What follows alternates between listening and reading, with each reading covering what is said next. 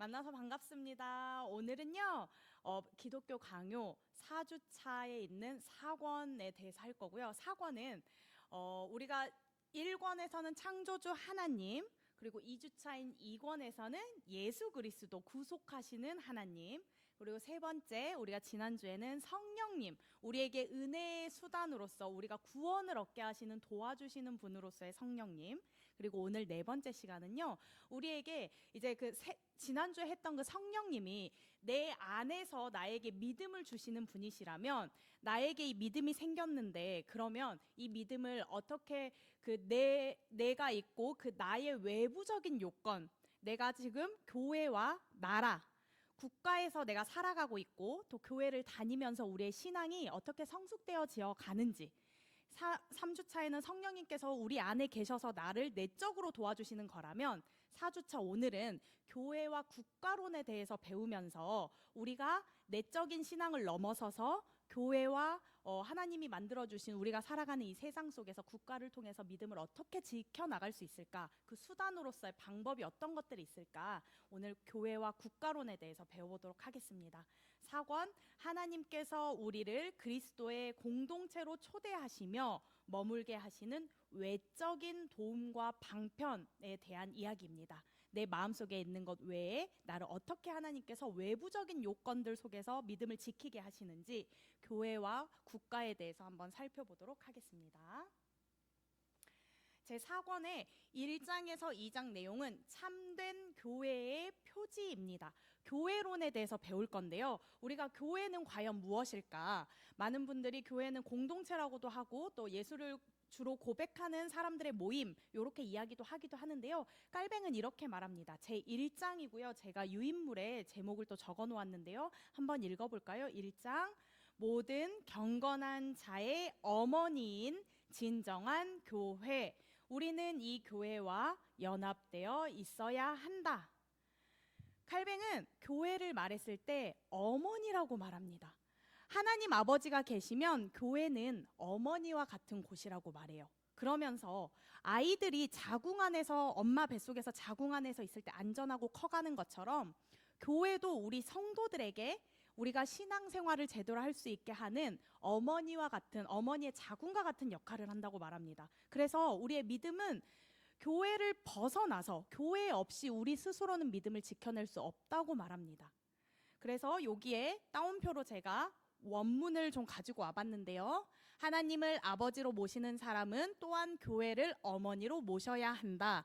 하나님 아버지를 믿으면 교회를 다녀야 되고요. 또 깔뱅은 어머니라고도 하면서도 또 학교와도 같다고 말합니다. 어머니 태에서 나와서 우리는 학교를 다니면서 교육을 받으면서 커가잖아요. 교회가 학교와 같은 곳이라고 말하면서 우리는 연약하기 때문에 일평생 교회에서 배우는 학생으로 머물러야 하며 이 학교를 떠날 수 없다라고 말합니다. 어머니의 태인, 그 어머니의 태와 같은 그 교회를 벗어날 수 없고, 또 우리가 어느 정도까지 지식을 또 습득하고 배워가기 위해선 학교를 다녀야 되는 것처럼 우리가 이 교회를 떠나서는 신앙생활을 제대로 할 수 없다는 것을 말하고요. 교회의 품을 떠나서는 누구라도 죄의 용서나 구원을 바랄 수 없다라고 말합니다.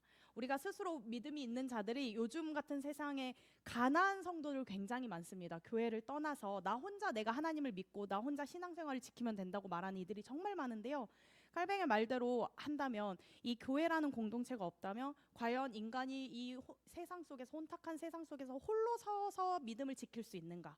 칼뱅은 이게 어렵다고 보는 것이고, 교회를 떠나서는 우리가 생명을 유지할 수도 없고 제대로 신앙생활을 하면서 하나님께로 나아갈 수 없다고 보는 것이지요. 그래서 교회는, 참된 교회는 어머니와 같은 교회, 학교와도 같은 교회이다라고 말하고 있습니다. 보이는 교회와 보이지 않는 교회에 대해서도 깔뱅은 이야기하는데요. 보이는 교회는 우리가 너무나도 잘 알던 영암교회라는 건물로 되어 있는 이런 교회들을 말하고요. 보이지 않는 교회는 하나님이 보셨을 때 진정한 교회가 있는가 하면 하나님이 보셨을 때 교회답지 못한, 보이지 않는 교회가 있다고 말합니다. 하지만 이거는 하나님의 기준에서 보셨을 때 하나님께서 교회인지 아닌지를 구별하실 분, 우리 인간에게는 사실 그러한 눈이 없고 우리는 그 구원에 있어서도 확실하게 말할 수 없기 때문에 우리 지난주에 알았던 예정론에 대해서 배웠던 것처럼 우리의 구원도 하나님께서 이 사람을 구원할지 이 사람을 구원하지 아니하실지 우리는 아무도 알 수는 없다고 말씀드렸듯이 교회 또한 하나님께서 보이는 교회, 보이지 않는 교회 중에서 진짜 교회가 무엇인지 참된 교회는 하나님께서만 아신다고 말씀하십니다. 하지만 교회 밖에도 여전히 많은 사람들, 교회를 다녀야 될 많은 양들이 또 있고 또 교회 안에도 또 많은 일이 하나님을 믿는다고 하면서도 주로 고백하면서도 하나님을 진정으로 믿지 않는 이리 같은 사람도 교회 안에 섞여 있다고 말합니다. 즉 알곡과 가라지가 섞여 있는 이 교회 안에서 하나님은 어떻게 일을 하시는가? 교회의 기준이 되는 표지에 대해서 말씀하시는데요. 이 참된 교회, 진짜 우리가 예수님을 믿는다고 모두 다 모여는 있지만 그렇다면 이게 진짜 교회인지 우리가 어떻게 알 수 있느냐? 여기에 보시면 말씀과 성례라고 되어 있습니다. 하나님의 진짜 말씀이 진짜로 선포되는지, 그리고 예수 그리스도의 피와 몸이라고 우리가 칭하는 성례, 세례, 성찬과 세례를 뜻합니다. 성례라는 것이요. 예수님의 몸을 의미하는 성찬, 그리고 예수님을 믿겠습니다 하고 고백하고 옛것을 버리고 새 사람으로 거듭나는 세례, 이것을 성례라고 하는데요. 진정한 진짜 교회라면 하나님의 말씀이 순수하게 선포되고 또한 그 말씀이 선포만 되는 것이 아니라 듣는 자들이 있어야 됩니다. 그리고 이 성례, 세례와 성찬이 그리스도의 제정에 따라서 거행되는 그곳에 하나님의 교회가 존재한다는 사실은 의심의 여지가 없다. 즉 진짜 교회라면 하나님의 말씀이 선포되어야 되고 예수님을 구주로 믿고 또 공동체성으로 고백하는 성찬과 세례가 이루어지는 곳이 진짜 교회라고 말합니다. 그렇다면 우리는 하나님의 백성인지 우리가 어떻게 할 수 있을까요? 깔뱅은 이렇게 말합니다. 오직 그것은 하나님께서만 아신다.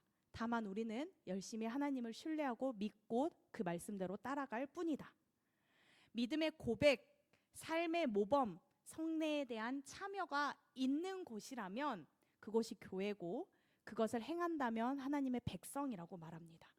우리를 한번 생각해 볼까요? 우리 안에 하나님을 향한 믿음의 고백, 신앙 고백 있으신가요? 우리가 사도신경으로 고백하고 주기도문으로 기도합니다. 그것이 다 믿어지시나요? 그리고 삶의 모범, 우리가 하나님의 말씀을 머리로만 듣지 않고 알므로써 실천하면서 살아가고 있나요? 그리고 성례 참여, 한 달에 한 번씩 하는 교회들도 있고 저희 같은 교회도 절기에 따라서 부활절에도 하시고요. 이렇게 신년에도 하시고 그러는데 성례, 성찬에 참여를 하고 있는지, 또 세례를 받고 내가 온전히 하나님을 주로 고백하며 살고 있는지, 이것에 대해서 우리에게 물어보고 있습니다. 제2장은 거짓 교회와 참 교회와의 비교인데요. 굉장히 긴 글이긴 하지만 결국에는 종교 개혁자들은 로마 가톨릭 교회가 행했던 그 부패를 반대하고 거기에 개혁을 일으키고 하나님의 말씀대로 바르게 살아야 됩니다 하고 바른 목소리를 내면서 개혁을 하고 나온 사람이라고 말씀드렸습니다. 그렇다면 이 거짓 교회와 참 교회를 비교할 때 거짓 교회라 하면 로마 가톨릭, 하나님을 믿지 않고 또 하나님께 기도하지 않고 하나님의 말씀대로 살지 않고 부패되었던 로마 가톨릭에 대해서 말한다면 참 교회는 하나님을 진정으로 고백하고 하나님의 말씀이 선포되고 성례, 성찬과 세례가 진정으로 시행되고 있는 그 교회를, 하나님의 몸된 교회를 참 교회라고 말하는데요. 이 거짓 교회와 참 교회를 비교하면서 우리가 어떻게 살아야 되는지 말합니다. 즉 하나님을 진정으로 사랑하는 그런 신자들에게는 우상 숭배와 같은, 그리고 불경건, 하나님을 멀리하는 것들이 있어서는 안 되고, 또 하나님의 말씀을 듣고 그 말씀의 모범을 따라 살아가는 교회가 정말로 교회다움이 남아있는 교회라고 말하면서 이렇게 살아야 된다고 말합니다. 3장에서 7장은요 교회의 직제와 정치 체제인데요, 교회 안의 직분에 대해서 이야기를 하고요, 그리고 이 교회가 그 안에서 어떻게 돌아가야 하는지에 대해서 말합니다. 3장에서 7장 교회에 대해서 이야기합니다. 3장은 교회의 직제와 역할, 특히 교사들과 목회자에 대해서 말하는데요. 칼뱅에 있어서 칼뱅이 봤을 때 교회 안에서 꼭 있어야 될 직분은 개혁교회의 사중직제라고 되어 있는데요. 목사, 교사, 장로, 집사 이렇게 있습니다. 목사라고 했을 때는 이제 우리가 아는 설교하시는 목사님, 목양하시는 우리와 같은 이런 목사님을 말하고요. 교사라고 할 때는 주일학교 교사를 의미하는 것 같지만 사실은 교수를 말합니다. 신학을 공부해서 가르치는, 목회자를 양성하는 교사를 말하고요.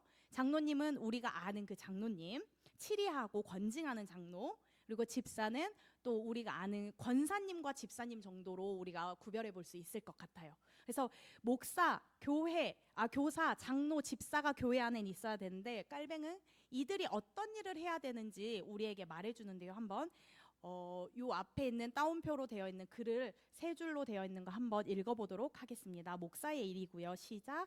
목사들이 교회에서 세움을 받은 것은 무의도식하라는 것이 아니라 그리스도의 교훈으로서 사람들을 참된 경건에 이르도록 가르치고 거룩한 성례를 거행하고 올바른 권징을 유지하고 실행하기 위함이라고 되어 있습니다. 목사들이 할 일이라고 할 때는 말씀을 가르치고 또 거룩한 성례를 하는 것. 왜 그렇게 말씀을 선포하는 건 알겠는데 성례를 왜 그렇게 중요하게 생각할까 생각하실 수 있는데요. 뒷부분에 성례가 무엇인지에 대해서 말합니다. 예수님과 한 몸을 이루고 연합하기 때문에 중요하다고 말하는데 어떻게 연합되는지는 뒤에 가서 좀 더 살펴볼 것이고요. 올바른 권징, 칠이라고도 볼 수 있고 권징이라고도 볼 수 있는데 잘못한 사람들을 교회 안에서 바른 길로 갈 수 있도록 가르치고 교정할 수 있는 것들을 권징이라고 말합니다. 우리 안에서 교회 안에서 목사는 말씀 가르치고 성례를 베풀고 권징하는 것이 특별한 그가 해야 될 역할이라고 말하고 있습니다. 두 번째로 교사들은요, 교수 같은 성경을 해석하고 가르치는 사람들을 말하는데요. 단지 성도들 가운데서 교리를 온전하고 순수하게 지키기 위해 성경을 해석하는 책임을 진다라고 말하고 있습니다. 하나님의 말씀을 온전히 가르치고 또 배워서 사람들에게 바른 길로 갈 수 있도록 하는 것이 중요하기에 교사, 교수 이러한 자들은 선지자에 해당해서 하나님의 길로 행할 수 있도록 잘 갈 수 있도록 돕고 목사는 이 사람들을 양육하고 그 길로 잘 갈 수 있도록 옆에서 도와주는 사도에 해당한다고 말하고 있습니다. 세 번째는 장로의 역할인데요. 장로는 성도를 다스리고 치리하는 권징, 집사는 구제와 교회의 재산을 관리, 가난한 형제자매를 구제하는 사역은 교회의 사명일 뿐 아니라 예배의 중심, 종합구비농과 프랑스 기금 이렇게 제가 정리해 왔는데요. 장로의 역할은 성도를 가르치고 다스리고 잘못한 일을 행했을 때 교회 안에서 덕이 되지 않았을 때 그리스도인으로서 참된 삶과 모범을 보이지 않았을 때 이때 개혁교회 16세기 이 시기만 해도 개혁을 막 바르게 해야겠다는 그 열정과 정열로 인해서 세상 가운데서 제대로 살지 못했다, 세상 사람들에게 덕을 끼치지 못했다 하면은 성찬에도 참여하지 못하도록 했습니다. 그 정도로 삶을 어떻게 살아가는지가 굉장히 중요했어요. 그렇게 했을 때 성도들이 제대로 바른 삶을 살지 못한다면 장로는 그 사람들을 다스리고 치리하고 그 사람들에게 맞는 때로는 벌이 될 수도 있고 교육을 할 수도 있고요. 또 알려주는 역할을 했을 텐데 이러한 일을 장로가 해야 된다고 말하고요. 집사는 구제와 교회의 재산을 관리하는데 특별히 이때 중요한 것은 가난하고 어려운 사람들을 돌아보고 도와주는 것이 굉장한 중요한 집사의 역할, 권사님과 같은 그런 분들의 역할이라는 것을 말합니다. 4장에서는 고대 교회 상태, 교황 제도 이전의 교회 정치에 대해서 말하는데요. 특별히 감독과 집사라고 되어 있지만 이제 교회를 다스리는 그리고 교회에 함께 일하는 집사와 같은 자들이 그 재산을 사용하는 데 있어서 가난한 사람들에게 나누어 주고 그것을 많은 사람들에게 분배하는 것이 굉장히 중요하다고 말합니다. 특히 초대교회와 사도행전 이후로부터 이제 세워졌던 초대교회, 에베소, 빌립보 이런 교회들을 봤을 때 초대교회와 또 깔뱅이 이 시대에 목회했던 16세기 제네바 스위스에 세워졌던 개혁교회, 종교개혁이 일어나던 개혁교회, 이 사람들의 그 교회의 집사들이 교회 헌금을 사용했을 때는 크게 네 가지로 나누어 볼 수 있는데요.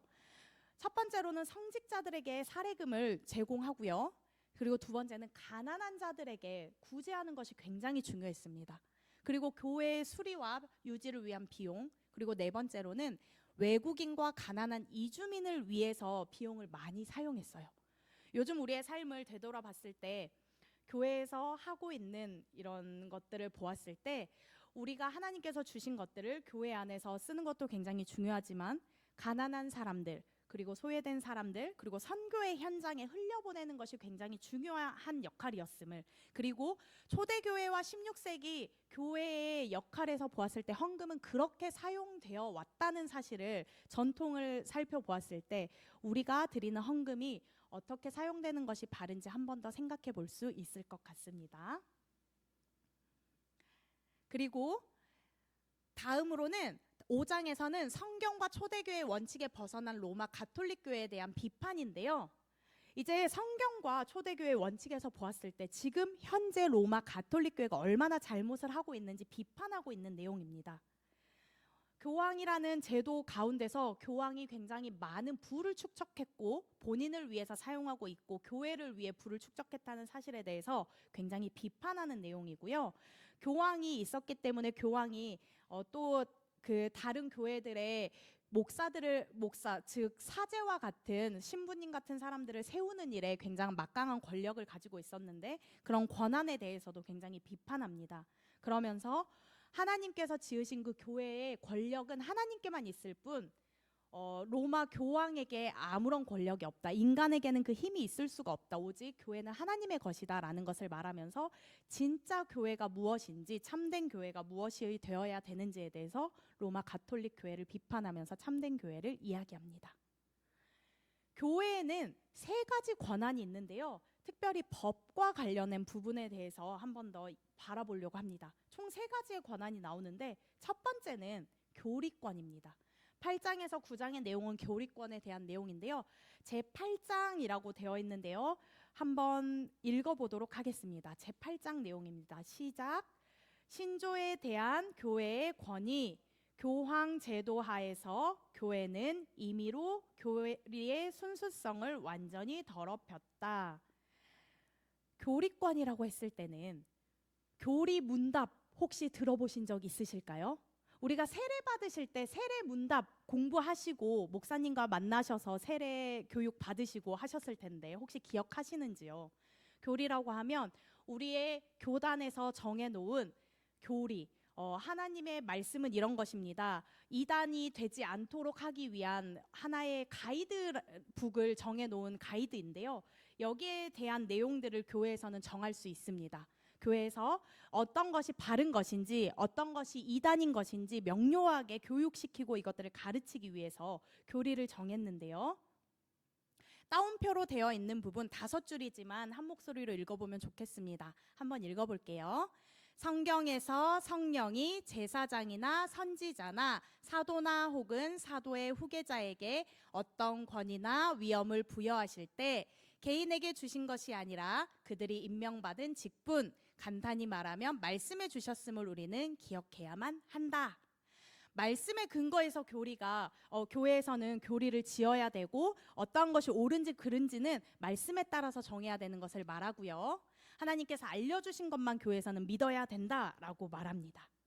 그리고 입법권은 교회에서 어떠한 법을 제정했을 때 이 법을 시행하고 집행함에 있어서 사람들의 영혼을 살펴보고 그 양심에 있는 것을 억압하지 않고 양심대로 선택할 수 있는 자유를 주어야 된다고 말합니다. 특별히 이 권한들을 인간을 지어주셨을 때 하나님께서 자유의지를 주셨다고 우리가 앞장에서 배웠었는데요. 인간에겐 선택할 수 있는 권리가 있기 때문에 교회에서는 이 인간의 자유를 너무 강압하지 않도록 하나님께서 주신 그 지혜와 자유권을 잘 행사할 수 있도록 그 양심을 속박하지 말라라고 말합니다.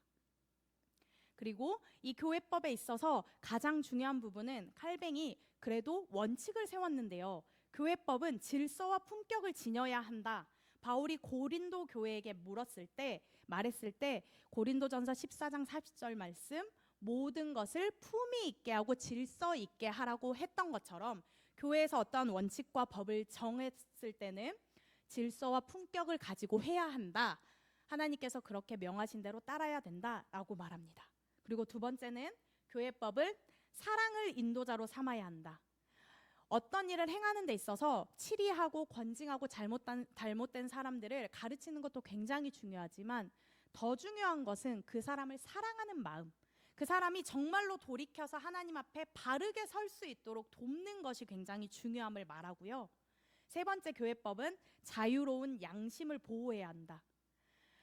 정말로 중요한 것들은 지키도록 해야 되지만 그것에 앞서서 더 중요한 것은 모든 사람들에게 덕을 세울 수 있는 양심의 자유를 허락하는 선에서 보호하면서 각 개인의 자유와 양심을 보호하는 선에서 덕을 세울 수 있도록 교회의 법을 세우고 그것을 집행해 나가야 된다고 말합니다. 이거는 교회에서 꼭 법을 지을 때뿐만 아니라 우리가 모든 일을 행함에 있어서도 마찬가지가 될 수 있을 것 같습니다. 어떤 사람들과 함께 동역하고 일하고 살아갈 때 정말로 사랑하는 마음이 내게 있는지, 저 사람을 판단하고 정죄하는 것에 앞서서 내가 사랑하는 마음으로 그 사람의 양심과 자유를 존중해주면서 우리가 함께 일하며 살아가는 것이 굉장히 중요하다는 사실을 깔뱅은 우리에게 알려줍니다. 사법권은요, 이 법을 집행하는 그 권한에 대한 것인데요, 특별히 마태복음에 천국 열쇠를 내게 주리니 내가 땅에서 무엇이든지 매면 하늘에서도 매일 것이요 땅에서 무엇이든지 풀면 하늘에서도 풀릴 것이라, 이 땅에서 매이고 또 풀 수 있는 모든 열쇠의 권세를 예수님께서 베드로에게 주셨다고 말씀하시는데, 이 로마 가톨릭 교회는 이 베드로가 우리 교회 목회자, 목사이기 때문에, 제자이기 때문에 교회가 이 권한이 있다고 믿었어요. 하지만 이 권한은 사람에게 절대 주어질 수 없는 것입니다. 모든 교회의 힘과 권력과 모든 것은 하나님께서만 가지고 있는 것이 맞는데, 당시 로마 가톨릭 교회에서는 이것들을 모든 인간의 그 권한과 이 세상을 다스리는 권세를 하나님께 두지 않고 사람, 교황에게 모든 권력을 이렇게 모으기 시작했어요. 교회의 힘을 세우기 위해서, 힘을 강화시키기 위해서. 이것에 대해서 깔뱅은 그거 틀렸어. 하나님께서는 인간에게 그 권세를 주신 것이 아니라 하나님께서만 그 권세를 가지고 계시고 우리에게는 이 세상에서 살아갈 수 있는 청지기로서 그냥 맡겨진 삶을 살 수만 있도록 하셨어 라고 말합니다. 그러면서 이 결정에 있어서 이 교회 사법권, 교회에서 사람들을 치리하고 다스리고 살아갈 때는 범죄를 막고 사람들의 잘못을 하지 못하도록 교회가 도와주고, 또 이 교회 안에서 그 악한 행실이 퍼지지 않도록 작은 누룩이 많은 사람들을 오염시키지 않도록 돕는 것이 굉장히 중요한데, 이것은 칼의 권세, 세상의 권세와는 분리되어 있고, 이 권한은 한 사람, 교황 같은 힘을 가진 권력자에 의해서 결정되지 않고 모든 합법적인 모임, 모든 사람들의 공통적인 마음을 모아서 서로 함께 결정해서 교회를 세워나가야 된다. 교회 안에서 치리하며 다스려 나가야 된다라고 말합니다. 즉, 이 권한은 영적인 권한, 국가 권력으로부터 하는 다른 영적인 하나님 나라의 권한이고요. 개인이 아닌 집단적인 모두의 의사를 반영한 집단적 결정이고, 정말로 이 사람이 나쁘게 됐을 때는, 정말 잘못을 교회 안에서 결정했을 때는 이 사람에게 다른 어떠한 것들을 막 물리적으로 폭력을 가하고 이렇게 할 것이 아니라 공동체로부터 나가게 하는 출교가 가장 큰 벌이라고 말을 합니다. 그래서 로마 교회의 감독, 로마 교회의 교황과 권력을 가진 그 사람들이 세속의 권력, 세상을 장악하거나 겸직, 세상을 다스리려고 하는 것은 잘못된 것이라고 말합니다. 이것은 세상의 권력과 구별되는 하나님 나라의 법이라는 것을 깔뱅은 정확하고 분명하게 구분짓고 있습니다. 그렇다면 우리가 생각했을 때 교회 안에서 잘못을 행한 사람에 대해서는 어떻게 해야 될까? 교회 안에서 문제를 행한 사람이 분명 있을 텐데, 그렇다면 이 사람을 가만히 두는 것이 좋을까? 아니면 이 사람에게 어떠한 것들을 조치를 취하는 것이 좋을까? 교회의 권징에 대해서 12장에서 말합니다. 권징의 단계가 있는데요, 사적으로 찾아가서 먼저는 목사와 장로가 먼저 찾아가서 어떠한 잘못을 한 사람에게 말합니다. 그리고 알려주겠죠. 근데 그것을 듣고 나서도 이 사람이 고치지 않아요. 돌이키지 않을 때는 몇몇 이런 우리 성도님들 앉아 계시는 것처럼 증인이 있는 그 자리에서 한 번 더 그 잘못을 충고합니다. 그런데도 그걸 듣지 않는다. 그러면 장로님들이 모여있는, 목사와 장로가 모여있는 그 장로회로 소환해서 견책하고 그 잘못에 대해서 마땅한 벌과 행동을 교정할 수 있는 것들을 취하라고 말합니다. 다만 어떠한 공동체에서 사람이 잘못해서 이것들을 지적하거나 고치라고 명할 때에는, 권징을 할 때에는 주님의 영광을 보호하고 성찬의 신비를 지키기 위함, 선한 사람들을 보호하기 위함, 죄를 범한 사람들을 살리기 위함, 즉 이 사람을 사랑하기 때문에 바른 길로 인도하기 위한 목적에서 모든 일들을 행하라고 말합니다. 우리가 쉽게 어떤 사람들을 판단하기도 하고 정죄하기도 하는데요, 어떤 것보다도 가장 중요한 것은 이 사람을 정말로 내가 사랑하는가, 정말로 위해서 그러는가, 그것이 굉장히 중요하다고 말합니다. 그리고 그 다음으로는 제네바의 권징 담당, 그 당시에는 제네바 교회는, 그리고 제네바 도시에는 이러한 권징을 하고 다른 사람들을 치리하기 위한 기관이 있었는데, 좀 더 전문적인 용어로, 신학적인 용어로 컨시스토리라는 기구가 하나가 있었어요. 이 기구에서는 장로님들 12명, 목회자 12명이 모여서 이제 합의를 하는 거예요. 매주 목요일 이런 시민들이 어떠한 잘못들을 했는데 이 사람을 어떻게 바르게 교정해주고 도와주는 것이 좋을까요? 같이 머리를 맞대고 사랑의 방법으로 어떻게 이 사람들을 고쳐주고 도와줄 것인지 하는 기구가 컨시스토리라고, 그런 도와주는, 교정할 수 있고 교육, 상담, 징계를 하는 기구가 깔뱅 당시에는 있었습니다. 이 기구를 통해서 많은 교인들을 교육하고 상담하고 징계하는 역할을 했다는 것을 한 번 더 살펴보고 가겠습니다.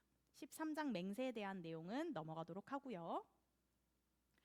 아까 말씀드렸던 교회의 가장 중요한 표지, 가장 중요한 역할이 하나님의 말씀이 선포되는가, 그리고 두 번째는 성례라고 말씀드렸어요. 세례와 성찬이 교회 안에서 시행이 되고 있는가, 하나님의 말씀이 매주 선포되고 성례가 있는 곳이 하나님의 교회다라고 말씀드렸는데요. 그렇다면 교회의 성례는 과연 어떠한 것일까? 성례, 성찬과 세례를 합친 말인데요. 성찬, 성례, 세례, 성례에 대해서 따옴표로 된 부분 한번 읽어보도록 하겠습니다. 시작. 성례란 하나님께서 우리의 연약한 믿음을 떠받치기 위해 우리를 향한 하나님의 선의의 약속을 우리 마음에 보증하시는 외적인 표징이며, 또한 우리 편에서는 하나님과 천사와 사람들 앞에서 하나님을 향한 우리의 경건을 증언하는 외적인 표징이다. 내 안에서 내가 신앙을 갖고 하나님을 믿지만 이 믿음에 대한 고백, 행위로서 외적인 표징, 외적으로 나를 드러내는 믿음을 확증하는 수단으로서 성례를 받는다고 말합니다. 세례를 받을 때는 옛사람을 내가 버리고 새롭게 하나님께서 주시는 은혜를 힘입어서, 또 새롭게 하나님께서 주신 그 성령의 물을 힘입어서 내가 새 사람이 되겠습니다라고 고백하면서 우리가 세례를 받는 것인데요. 세례를 받고, 세례를 받은 사람들은 하나님께서 베푸신 그 하나님의 식탁에 와서 성찬을 할 때 주님의 몸 대신 빵을 함께 떼어 먹고, 그리고 주님의 피 대신 그 포도주를 함께 나누어 먹으면서 예수님을 믿는다는 고백을 하는 것을 말합니다. 그래서 성례란 하나님께서 우리의 믿음을 온전히 확증하고 우리가 그 성례를 통해서 한 번 더 내가 나의 믿음을 고백할 수 있는 그러한 과정을 우리에게 주신 것이다 라고 말합니다. 그래서 말씀과 성례는 하나님께서 우리에게 보여지는 것으로 나타나신 하나님의 자기조절이라고 말하는데요. 자기조절, 우리 1권에서 배웠습니다. 1권에서 하나님께서 자기를 우리에게 보이셨다. 창조세계 가운데 우리에게 나타나셨고 하나님을 아는 지식을 통해서 하나님을 보여주셨다고 말씀하시면서 우리가 하나님의 말씀을 통해서 듣고 성례에 참여함으로써 예수님의 몸이 되신 빵과 그리고 예수님의 피 되신 포도주를 먹으면서 예수님을 경험하고 볼 수 있도록 하나님께서 우리에게 은혜의 길을 보여주셨다, 열어주셨다라고 말합니다. 그러므로 성례는 그리스도와 연합되는 것을 말합니다. 우리가 그 빵과 포도주를 먹음으로써 예수님을 경험하고 예수님과 우리가 한 몸을 이루는 시간을 갖는다고 말해요. 그런데 단순히 우리가 빵과 포도주를 먹는다 해서 예수님과 어떻게 연합할 수 있을 것인가? 이때 우리를 도와주시는 분이 성령님이십니다.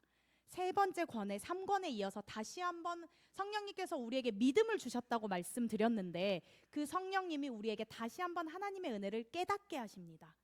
따옴표 부분 성례가라고 되어 있는 부분 한번 읽겠습니다. 성례가 그 임무를 온전하게 수행하려면 언제나 내적 교사이신 성령께서 성례에 임해야만 한다. 성령의 능력으로만 우리 마음이 감동되고 감정이 움직이며 우리 영혼이 열려서 성례가 들어올 수 있는 것이다. 성령님께서는 우리가 이 성례, 성찬에 임하고 세례를 받을 때 우리에게 마음에 감동을 주셔서 하나님을 믿게 하시고 하나님과 연합할 수 있도록 도와주신다고 말합니다. 우리의 마음을 하나님께로 들어 올려주셔서 하나님이 계시고 예수님이 그 우편에 앉아 계시잖아요. 우리의 마음을 그 예수님 계시는 하나님 계시는 그 하나님 나라 우리의 마음을 가져다 주신다라고 말하고 있습니다. 그래서 성례와 그리스도에 대해서 또 생각해 보면 우리가 세례를 받고 물로 깨끗하게 씻겨졌다는 것은 우리가 죄를 씻고 구속받았다는 것을 증언해주고, 물은 우리의 죄를 깨끗이 씻고, 또 우리가 성찬을 통해서 그 피는 우리가 속죄, 우리의 피를 예수님의 피로 우리의 죄를 깨끗이 씻었다는 것을 상징합니다. 그래서 우리는 결국 세례와 성찬을 통해서 예수 그리스도 안에서 연합되고 의인으로서 살아갈 수 있다는 것을 우리에게 알려준다고 말합니다. 즉 옛사람이 죽고 새 사람이 살아나도록 하는 것이 성례의 효과라고 말합니다. 그래서 그리스도는 빵과 포도주, 즉 그리스도의 몸과 피의 상징인 빵과 포도주를 통해서 우리가 이것을 받았을 때 주님의 몸입니다, 주님의 피입니다 하고 그것을 믿음으로 받았을 때 예수님을 한 번 더 기억하고 예수님과 나의 마음이, 나의 믿음이, 나의 생각이 연합되는 효과를 누릴 수 있다고 말합니다. 그렇기 때문에 하나님께서는 우리에게 하나님의 말씀을 들려주시고 세례와 성찬을 통해서 예수님을 생각하고 우리의 믿음이 깊어질 수 있도록 도와주는 외적인 수단으로서 우리에게 주고 계신다고 말씀하십니다. 세례에 대한 말씀이 또 15장에 한 번 더 나와 있는데요. 세례는 교회 공동체로 받아들여지는 인문의 표징입니다. 유아 세례 아이들이 받죠. 그거는 부모의 신앙으로 고백하는 것입니다. 이 아이를 하나님의 자녀로 잘 키우겠습니다. 부모가 신앙을 고백함으로써 이 아이를 하나님 앞에 약속드리는 것이고, 또 우리가 아이들이 중고등학생들이 입교도 하고, 또 우리 성도님들께서 유아 세례를 받지 않으신 분들은 세례로 직접 하나님 앞에 나의 믿음을 고백하면서 세례를 받는데요. 이 세례에서 중요한 것은 우리 영암교회 공동체 안에 신앙 공동체에서 내가 이 사람과 함께 신앙 공동체로서 함께 살아가겠습니다. 서로 이 사람을 받아주기로 합의하는 것이 세례의 중요한 목적이라고 말합니다. 개인적으로 봤을 때는 이 사람이 자기의 죄를 깨끗이 씻음 받고 하나님의 자녀로서 살아갈 것을 약속하는 개인의 그 역할이 있다면, 두 번째로 세례가 또 공동체성으로 보았을 때는 교회 공동체에 받아들여지는 하나의 입문의 과정이라는 것을 말합니다. 세례를 통해 우리는 함께 성도로서 살아갈 것임을, 같은 공동체임을 고백하게 되는 것이지요. 그러므로 세례의 두 가지 목적은, 첫 번째는 세례를 통해서 하나님 앞에서 나의 믿음에 있어서 고백을 하기 때문에 믿음에 도움이 되며, 개인적으로는 두 번째는 사람들 앞에서 나의 믿음을 고백하고 하나님을 믿겠습니다 다짐하는 것이기 때문에 공동체, 우리 모두의 고백에 도움이 된다라고 말합니다. 그러므로 세례가 주는 유익은 우리 모두가 깨끗해졌다라는 표징과 증거가 되고요. 세례를 받음으로써 우리의 믿음이 깨끗해지고 또 정확해지고 하나님 앞에 명료해지고 또 내가 죄인이 아니라 의인으로서 온전히 살아갑니다 다짐하는 계기가 되고요. 또 예수 그리스도 안에서 죄인이 죽고 새 생명을 얻었다는 그러한 효과, 그리고 모든 사람들에게 보여주는 징표가 된다고 말합니다. 또 세례를 통해서 죽음과 생명에 있어서 생명으로 다시 옮겨지고 그리스도와 연합함으로써 우리가 하나님께서 누리시는 복을, 죄에서 생명으로 옮겨졌기 때문에 하나님의 자녀로 옮겨졌기 때문에 하나님의 것들, 하나님 나라의 모든 것들, 하나님 자녀로서의 복을 충만히 누리게 된다는 그러한 표징, 증거가 된다고 말합니다. 세례는 이렇게 중요한 것이라고 말하면서, 그러므로 16장에서 유아 세례 또한 그렇기 때문에 모든 것들을 보았을 때 굉장히 중요한 동일한 효과를 지닌다. 유아 세례의 중요성에 대해서도 한 번 더 말합니다. 우리는 이미 다 세례는 받으셨지요. 우리 성도님들 보니까 다들 받으셨는데요. 우리가 그 세례의 기쁨을 생각했을 때 단순히 10년도 되셨을 거고 20년, 30년 더 많은 시간이 흐르셨을 텐데, 내가 그때 뜨거운 마음으로 하나님 앞에 고백했던 믿음, 그리고 내가 하나님의 자녀로 살겠습니다 했던 그 약속이 내 안에 그대로 뜨겁게 살아있는지 한 번 더 떠올려 보시면 좋겠고, 우리가 이제 부활절 그리고 뭐 신년 이런 예배 때 성찬에 임하는데, 과연 그때 베풀어지는 그 성찬, 예수님의 몸과 피를 받으실 때 그냥 단순히 제도적인 것으로, 하나의 어떤 절차적인 것으로 생각하시기보다, 이것을 내가 예수님의 몸과 피로 받아들이고 내가 그것을 통해 예수님의 고통을 한 번 더 십자가를 경험하고 또 예수님의 몸에 연합한다. 내 안에 계신 성령님과 함께 나의 마음을 예수님과 함께 합체되는 그런 믿음이 내게 있는가, 한 번 더 예수님을 생각하시면서 성찬에 임하면 굉장히 더 큰 은혜가 우리에게 있을 줄 믿습니다. 그러므로 성찬은 영적인 잔치라고 말합니다. 예수님께서 주신 생명을 주신 그 떡을 받아서 우리 영혼이 그 떡을 먹고 복된 영생을 얻게 되고, 또 세례를 통해서 교회 안으로 들어가는 것을 통해서 영적인 잔치 속으로 들어가는 것이 성찬이요 세례라고 말합니다. 그리고 이 모든 세례와 성찬을 통해서 놀라운 교환, 조금 전에 말씀드렸듯이 이 성찬과 세례를 통해서 하나님의 자녀가 되고, 하나님의 자녀가 된 우리에게는 나의 죄, 더러운 것들, 그리고 죽음, 사망 이런 것들 모두 다 던져버리고 하나님의 것들로 온전히 교환, 내가 옮겨가서 하나님 나라의 자녀로 살아가고 하나님 나라의 것들을 똑같이 누리는 그러한 역할을 교회의 성례, 성찬과 세례가 감당하는 것이다. 영적인 잔치 속에서 이러한 놀라운 교환이 일어난다라고 말합니다. 굉장히 세례와 성찬의 의미에 대해서 설명하면서 중요성에 대해서 말하고 있습니다. 성찬에 나타난 그리스도의 임재는 정말로 예수 그리스도께서 실제적으로 성령을 통해서 우리 안에 실제로 임하신다. 성령님께서 우리와 함께 하시고 예수님과 우리를 연결해 주시기 때문에 우리는 세례와 성찬을 통해서 예수님을 만나게 되고 그분과 한 몸을 이룸으로써 연합하게 된다. 우리의 마음을 그분께 드려서 하나를 이루게 된다라고 말합니다. 그러므로 성찬 참여의 방식인데요, 믿음으로 항상 행해야 되고, 자기를 살피고, 앞부분에 있어서 권징에 대해서 말했을 때 잘못된 것을 치리하고 권징하는 것이 목사와 장로의 역할이었는데 왜 이것이 중요하냐? 바로 성찬에 바르게 참여하기 위함입니다. 세상 가운데서는 엉망으로 살면서 교회 안에 와서 예배드리고 또 내가 예수님의 몸에 그 연합하는 그 성찬에 참여한다고 했을 때 그것은 깔뱅은 예수님의 몸을 더럽히는 것이라고 이야기해요.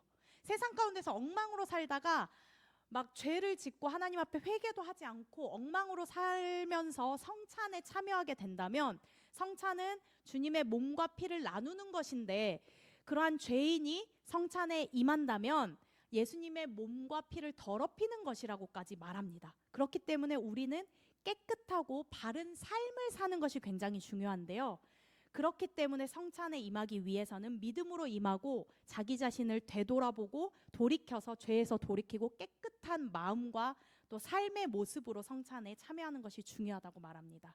그리고 가능한 한 자주 이 은혜를 경험할 수 있도록 성찬에 참여하라고 말합니다. 18장과 19장에서는 카톨릭 교회, 로마 가톨릭 교회의 미사, 거기에서 행해지는 예배를 비판하는데요. 사실 우리는 가톨릭에서는 미사라고 하는데요, 가톨릭은 항상 예수님이 예배를 드릴 때마다 예수님이 십자가에 달려 돌아가심으로써 우리는 단 한 번에 십자가에서 돌아가심으로써 우리에게 깨끗함을 주셨고 구원을 주셨다고 믿잖아요. 그런데 가톨릭 교회는 조금 달라요. 미사, 매일매일 그들이 드리는 예배 때마다 예수님께서 우리를 위해 희생 제사를 드려주신다고 믿어요. 조금 다르죠.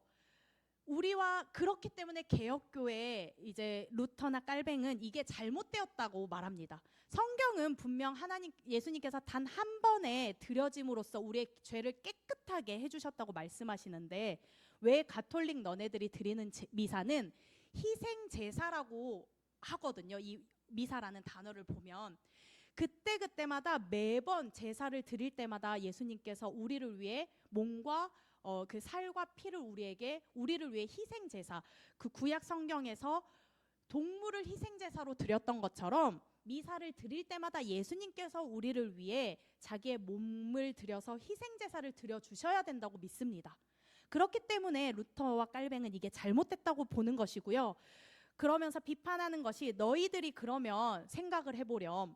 너희들이 예수님께서 단 한 번의 죽으심으로 이게 해결이 됐다고 하지 않는다면 예수님께서 매주 죽으셔야 된다는 것이냐? 그러면 예수님께서 그 죽으심이 그만큼 효과가 없다고 하는 것이냐? 그렇게 하면서 비판을 하게 됩니다. 우리가 믿는 그 말씀 속에서 아는 내용과는 굉장히 조금 다른 신앙을 고백하고 있죠. 이런 차이점들이 있기 때문에 가톨릭 교회를 비판하고 미사는 잘못된 것이다. 우리는 예수님께서 단 한 번에 돌아가심으로써 우리는 구원을 얻었고 그리고 우리가 성찬에 참여함으로써 우리는 예수님을 기념하고 그분의 것에 연합하는 것이지 매일매일 미사를 통해서 희생제사를 통해서 우리가 구원을 받는 것은 아니다.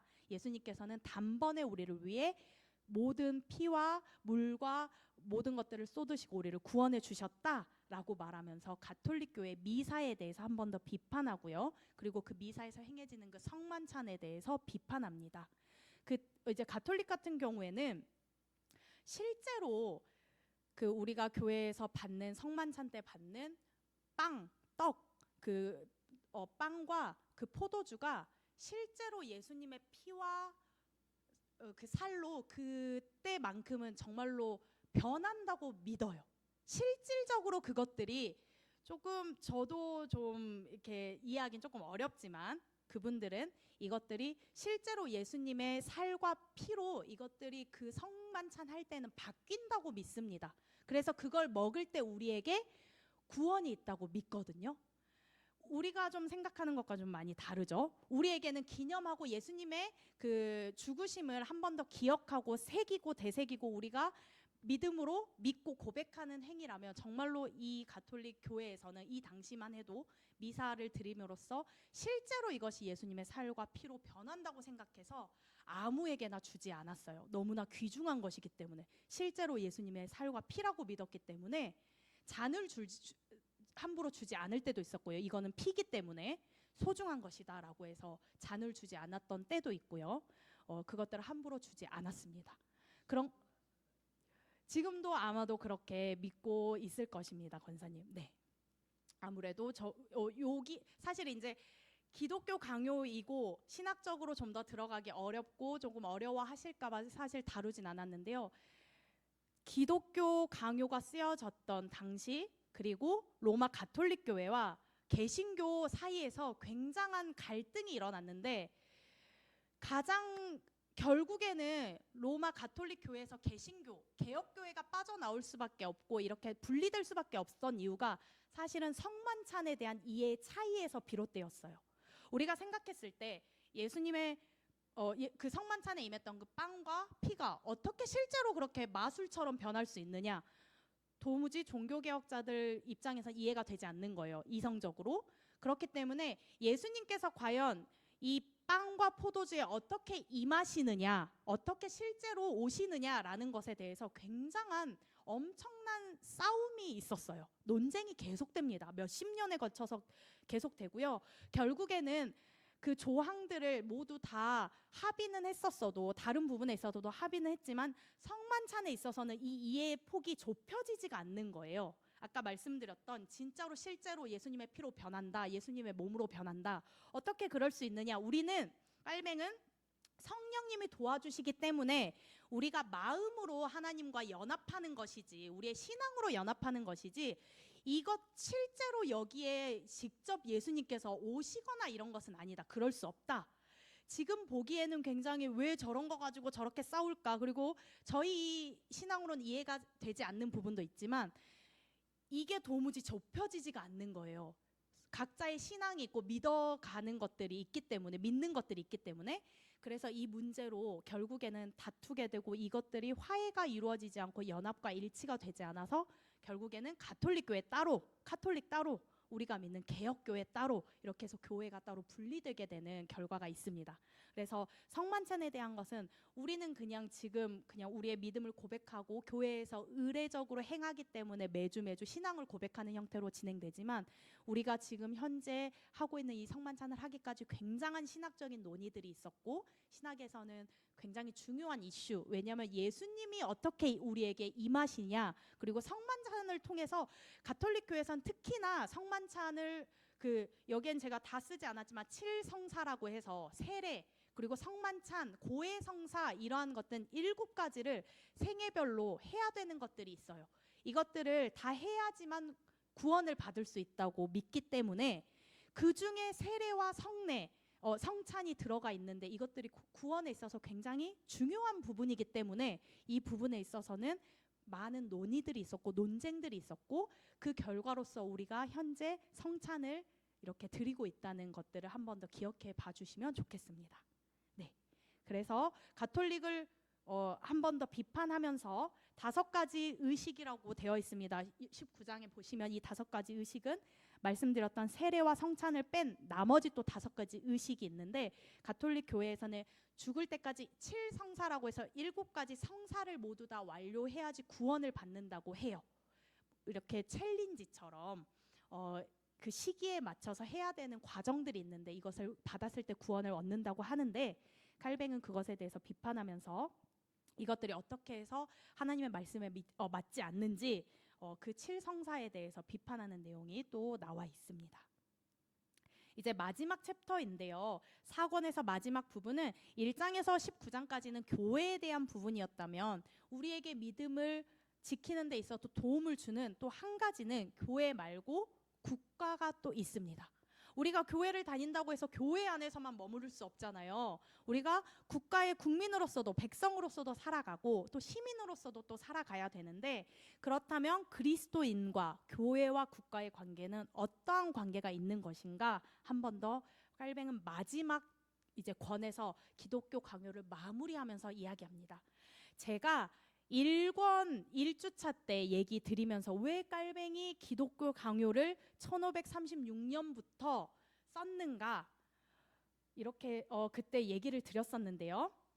기독교 강요의 첫 글과 목적은 프랑스 국왕, 프랑스아인데요. 제가 잘못 썼네요. 프랑스와 1세에게 보내는 헌정사입니다. 당시 기독교인들이 로마 가톨릭 교회와 프로테스탄트 종교개혁 교회를 믿는 개혁교회를 다니는 사람들의 신앙이 어떻게 다른지 칼뱅이 기독교 강요에 있어서 이렇게 쓴 것이거든요. 교리를 쓴 거예요. 어떤 가이드라인을 제시한 건데, 우리 기독교인들은 이런 것들을 믿습니다 라고 글을 써서 하나님에 대해서, 예수님에 대해서, 성령님에 대해서, 교회와 국가에 대해서 정리를 한 것이 기독교 강요라면, 이것을 가장 먼저 프랑스 국왕에게 이것을 헌정했습니다. 왕이시여 보소서, 우리의 믿음은 이렇습니다. 우리가 고백하는 하나님은 이러한 분이시고요, 우리는 이러한 예수님을 믿습니다 라고 말하기 위해서, 밝히기 위해서 헌정사를 쓰면서 기독교 강요를 가장 먼저 주었는데요. 칼뱅은 여기서 로마 가톨릭 같은 경우는 교황에게 가장 모든 권한이 있다고 믿었어요. 교회를 다스리는 권한 플러스 세상을 다스리는 권세 또한 하나님께서 주셨다고 그들은 말하면서 세상을 다스리기를 원했는데, 칼뱅은 그건 역시도 하나님께서 바라는 것이 아니라고 말했고, 또 제세례파라는 사람들이 있었는데 이 사람들은 교회와 국가를 철저하게 분리시켰어요. 그래서 세상 속에서 살아가는 그리스도인이 되고 싶어 하지 않고, 우리는 거룩한 공동체야 라고 하면서 교회 안에서 신앙 공동체만 철저하게 지키면서 이 안에서 살아가기를 원했고, 또 세상 가운데서 정치나 세상에서 살아가는 데 있어서 기독교인들의 정치 참여를 금지하는 또 제세례파라는 또 신앙의 형태를 띠는 사람들이 또 있었어요. 이런 것들을 보았을 때 칼뱅은 너무 교회가 세상을 지배하려고 하는 것도 안 돼.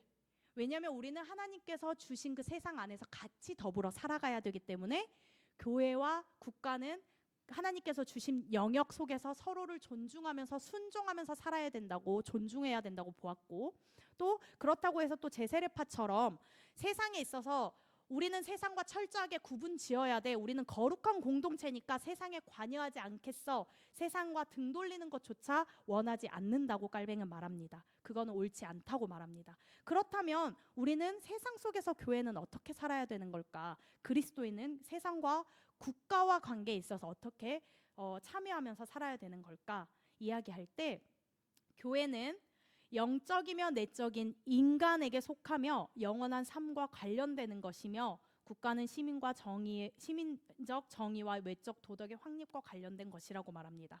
교회는 우리의 신앙생활을 돕고 영적으로 지켜내기 위한 것이라면, 국가에서 우리의 삶은 시민으로서 다른 사람과의 관계에 있어서 덕을 세우고 도덕적인 관계를 형성하기 위해서 그러한 관계를 하는 것이 국가라고 말합니다. 칼뱅에 있어서 가장 중요한 것은 국가 또한 하나님께서 인간을 위해 주신 은혜의 선물로 보았다는 것인데요. 그러므로 국가 통치자는 지상의 질서를 위해 임명된 하나님의 대리인이라고 봅니다. 그래서 정치를 하는 사람, 그리고 나라를 다스리기 위해 세워진 사람 또한 하나님께서 교회의 목회자를 세우신 것처럼 하나님의 일을 위해서, 하나님께서 만드신 이 세상을 위해서 하나님께서 소명을 주셨고 그 일을 위해 부름받은 하나님의 대리인이라고 말합니다. 교회에 있다 해서 이 사람이 더 거룩하고 세상에 있다 해서 더 악하고 속된 것이다 라고 하는 것이 아니라, 세상에 있는 것들도 하나님께서 만드셨고 지으셨기 때문에 하나님께서 다스리는 것이고, 교회 역시 하나님께서 다스림 속에 있다. 그러므로 세상과 교회 역시 모두 하나님께서 만드셨고 하나님께서 다스리기 때문에 하나님의 주권, 하나님의 통치, 하나님의 다스림 안에 있는 것이다 라고 고백합니다. 하나님의 왕국임을 말씀하고 있습니다. 그러므로 국가의 임무와 권한에 있어서는 가장 중요한 부분인데요. 교회와 국가의 관계에 있어서 깔뱅은 이렇게 말합니다. 국가는 그리스도인이 예배를 드리고 하나님을 섬기고 믿음을 지키는 데 있어서 도움을 주는 역할을 해야 된다고 말합니다. 그것이 하나님께서 그 일을 위해 국가를 세우셨고 통치자들을 세우셨다고 말합니다. 우리가 신앙생활을 함에 있어서 하나님 나라 복음이 전파되는 데 있어서 이 모든 것들을 할 수 있도록 도와주고, 또 두 번째는 모든 사람들이 신앙생활을 할 수 있도록 도와줄 뿐만 아니라 사회에 있어서 악한 사람들도 있고 예수님을 믿지 않는 사람들도 있을 텐데, 이 모든 사회에 있어서 도덕적으로 질서를 잘 지켜줘서 악한 사람들이 범죄하지 않도록 돕는 것이 역할이라고 말합니다. 사람들 사이에서 인간성이 유지되도록 해야 할 정치적 임무, 정치적으로 보았을 때는 사람들이 법과 질서를 잘 지켜서 범죄가 일어나지 않고 평화롭고 안전하게 살 수 있는 국가가 될 수 있도록 돕는 역할. 그리고 두 번째는 그리스도인들 사이에서 경건의 공적인 표현이 가능하도록, 경건의 공적인 표현이라면 예배를 드리고 신앙을 지키는 것을 말합니다. 이것들을 종교적인 역할을 할 수 있도록 도와줘야 되는 것, 정치적으로 봤을 때는 안정과 평화를 잘 지킬 수 있도록 질서를 유지시키는 것, 그리고 두 번째로는 종교적인 영역으로 보았을 때는 믿음 생활을 잘 할 수 있도록 교회가 잘 이렇게 세워져 나갈 수 있도록 국가에서 도와줘야 된다. 이 일을 하기 위해 하나님께서 지도자를 세우셨고 이 국가를 세우셨다라고 말합니다. 국가와 교회의 관계가 명확해지는 것이죠. 마지막입니다. 요 마지막 챕터 글을 읽으면서 우리가 마무리하고 이제 강의를 마치려고 하는데요. 따옴표에 있는 부분 한번 읽어보도록 하겠습니다. 잔인한 군주에게 혹독하게 고통을 당하거나 탐욕스럽거나 방자한 군주에게 착취를 당하거나 태만한 군주에게 방치를 당하거나 불경하고 모독을 일삼는 군주에게 경건의 일로 큰 어려움을 당하거나, 그때 우리는 먼저 자신의 잘못을 생각하여야 할 것이다. 그런 악을 치유하는 것이 우리의 할 일이 아니라 주님의 도우심을 간구하는 것이 우리의 할 일이라는 점을 명심해야 할 것이다. 갈뱅은 국가와 교회의 관계에 있어서 이렇게 말합니다. 때로는 잔혹한 군주에게 의해서 고통을 당할 때도 있을 것이고요, 방자한 군주로 인해서 착취를 당할 때도 있을 것입니다. 태만한 군주에 의해서 방치를 당할 때도 있고, 경건의 일에 있어서 우리가 예배드리는 일에 있어서 불경한 사람들로 인해서 모독을 일삼는 군주에게 있어서 어려움을 당할 수도 있습니다. 신앙을 못 지킬 수도 있는데요. 그때 우리는 먼저 자신의 잘못을 되돌아보고 회개해야 된다고 말하고요. 그리고 그 악을 내가 앞서서 막 어떻게 해보려고 하기보다는 먼저 주님의 도우심을 간구하는 것이 우리의 할 일이라고 말합니다. 즉 기도하며 하나님의 일하심을 바라보라고 말하는 것이지요. 이때 깔뱅이 프랑스와 1세에게 이 책을 헌정했다고 말씀드렸는데요. 프랑스는 그 당시 굉장한 가톨릭 강세 국가였어요.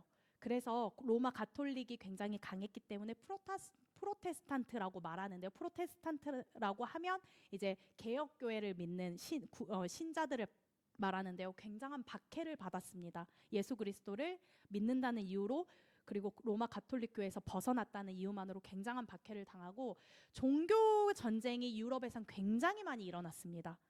거의 모든 사실은 그 유럽에서 일어났던 그 역사적인 전쟁들이 대부분 종교 전쟁, 특히 가톨릭과 신교, 우리가 말하는 프로테스탄트들의 개신교의 굉장한 그 싸움들이 굉장히 많았었는데요. 이 가운데 있던 그 깔뱅은 국가와 교회에 대해서 말하면서 이렇게 말합니다. 국가와 교회에 대한 부분 굉장히 저도 관심이 좀 많고, 또 하나님께서 우리 나라를 위해서 또 교회를 위해서 이 시대에 또 원하시는 것이 무엇일까 또 생각하면서 묵상하면서 또 이 글을 한번 읽어보았는데요. 우리의 마음을 한 번 더 되돌아보고 하나님께 또 엎드리고 또 하나님의 일하심을 또 기다릴 수 있는 우리 모두가 되면 좋겠습니다.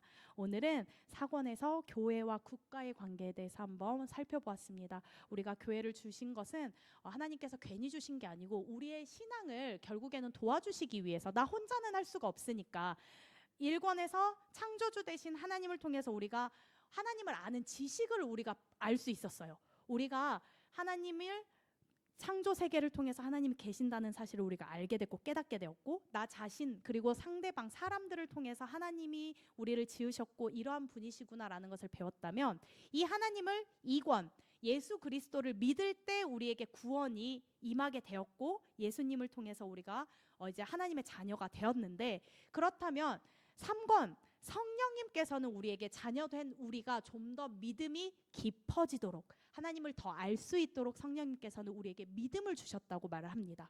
우리가 믿는다고 해서 믿는 것이 아니고 성령님께서 도와주셨기 때문에, 내 힘으로 믿는 것이 아니고 하나님께서 성령님을 통해 우리를 붙잡아 주시기 때문에 우리의 믿음이 있는 것이라고 말씀드렸고, 그렇기 때문에 나의 믿음은 하나님의 은혜다, 내가 한다고 해서 된 것이 아니다 말씀드렸고, 오늘 4권에서는 그렇기 위해서는 내가 성령님께서 도와주신 그 믿음을 가지고 살아갈 때 과연 나 혼자 설 수 있는가? 아니라는 것이죠. 교회 공동체를 통해서 예수님의 몸을 교회를 통해서 또 보게 되고 느끼게 되고 예수님의 몸에 연합하게 되고 예수님과 한 몸을 이루게 되고, 또 국가 하나님께서 이 땅에 세워주신 국가와 또 세상 가운데서 그리스도인으로서 우리가 어떻게 살아가야 되는지, 또 나라를 우리가 위해서 어떻게 기도하며 이 세대를 살아가야 되는지 깔뱅은 이야기하고 있습니다.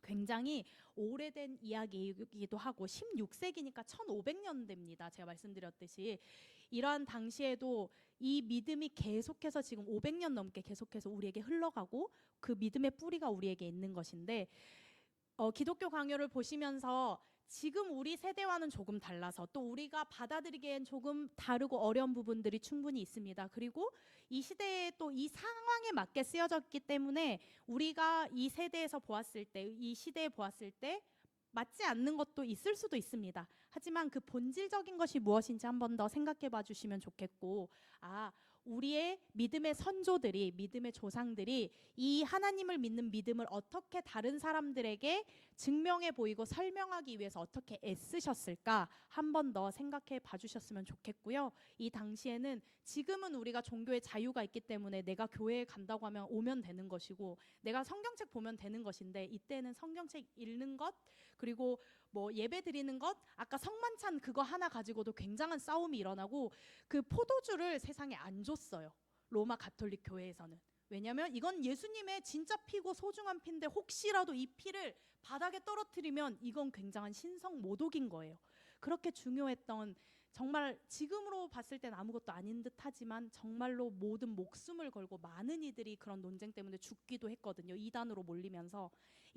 우리의 그 신앙의 뿌리가 우리에게까지 편하게 전해지는 동안 얼마나 많은 숱한 사람들의 피와 눈물과 이런 역사들이 있었는지 한 번 더 생각해 보시면서 종교개혁기에 좀 더 종교개혁 주일을 우리가 지난주에 보냈습니다. 그 주일날 보내시면서 개혁된 교회는 계속 개혁되어야 된다라는 그런 슬로건들을 다들 이야기하시는데 나는 하나님 앞에 어떠한 믿음들을 한 번 더 되돌이켜 볼 것인가 돌아볼 수 있고 또 우리 신앙의 개혁교회에 이렇게 선조되는 우리 깔뱅이의 기독교 강요를 통해서 하나님을 한 번 더 새롭게 만나실 수 있는 시간들이 되셨기를 또 기도하면서 또 바라봅니다. 제가 기도드리겠습니다. 하나님 감사합니다. 우리가 믿는 하나님, 그리고 우리가 지금 하고 있는 모든 것들이 결코 공짜로 된 것은 아님을 하나님 앞에 고백합니다. 그리고 이 모든 것들을 우리에게 주신 하나님 감사드립니다. 앞으로는 세례와 성찬에 임할 때 또 그리고 우리가 하나님께 예배드리고 하나님을 생각하고 예수 그리스도와 성령님에 대해서 생각할 때 하나님 우리에게 좀 더 넓은 지혜와 지식을 더하여 주셔서 하나님 아는 것을 기뻐할 수 있도록 도와주시고 하나님을 알아감에 있어서 참된 행복을 느낄 수 있도록 주님 함께하여 주옵소서. 그것이 알아가는 것에서 그치지 않고 아는 기쁨과 하나님께서 그 위에 덧입혀 주시는 하나님의 귀한 사랑과 은혜를 더욱더 크게 체험하며 알며 더욱더 하나님을 사랑할 수 있는 귀한 시간들이 되기를 소망합니다. 우리를 불러주신 하나님 감사드립니다. 우리에게 큰 은혜를 허락하신 하나님 감사드립니다. 우리의 알미, 우리의 지식이 여기서 멈추지 않고 삶으로 이어지게 하시고 실천되어질 수 있도록 주님 도와주옵소서. 예수님의 이름으로 기도드립니다. 아멘.